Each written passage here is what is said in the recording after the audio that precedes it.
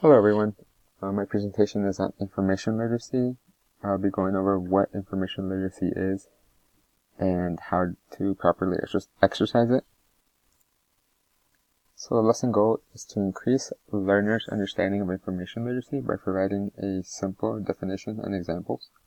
By doing so, I hope to help learners understand how to properly practice this skill and eventually become information literate.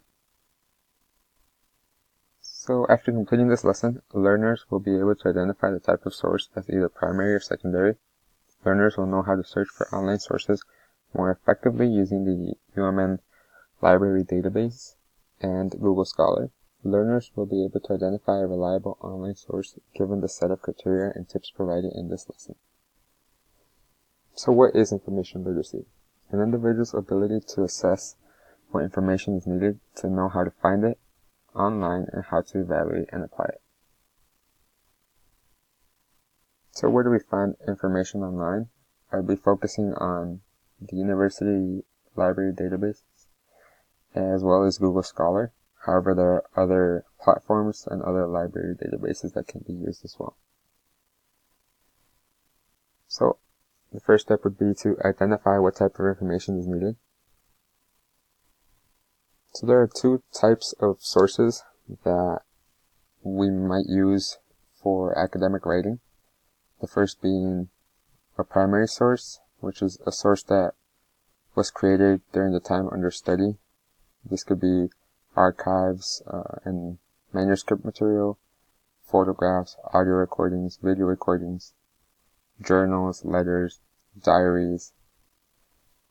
And then there's secondary sources, which are sources that were created after the fact. So they were created by someone that did not experience these events firsthand. So would be books or articles about a specific topic. Next I would be finding the information. So how do we search effectively and efficiently?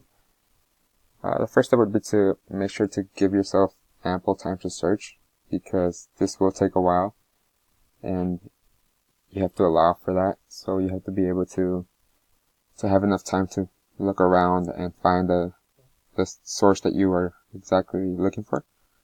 The second would be to be as specific as possible. This helps you narrow down your search and kind of focus on a specific topic. So once you do this, you can further narrow down these results by filtering the results by relevance, year that they were published, or the date that they were published, source type, or author.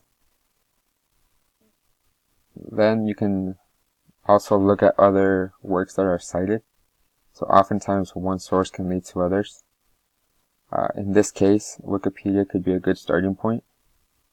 When you go to the sources or the articles that were cited, you can further your research by going to the specific sources that were cited, and that helps you to find other sources that can be helpful. However, you should be aware that Wikipedia is not a reliable source for primary information, just because it's very easy to go on there and edit certain articles, change certain things, and the same goes for blogs. Lastly, evaluating found information. So once you find this information, how do you decide whether it's credible or not? So to do so, you should ask yourself these 5 questions here. So the first one being, is the source relevant? So does it speak or talk about the specific topic that you are interested in? Does it make sense for your topic, for your paper, for your research project? Also, when was it published? So depending on when it was published, facts could change, things could change.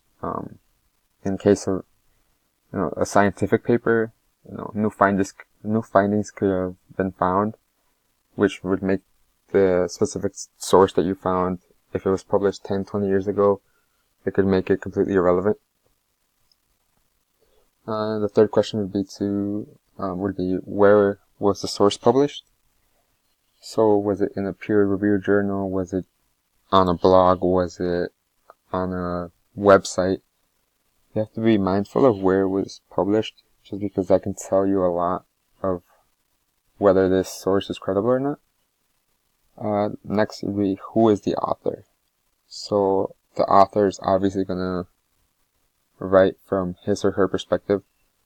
So you have to be aware of who this author is, what their beliefs are, whether they are biased toward one thing or the other in a certain paper. And lastly, who was this paper written for? Who was this article written for? Who was the intended audience of this author? You have to be aware of that as well, because that can affect how this source is written, and it can affect certain things that are written in the source. So thank you for listening to my presentation.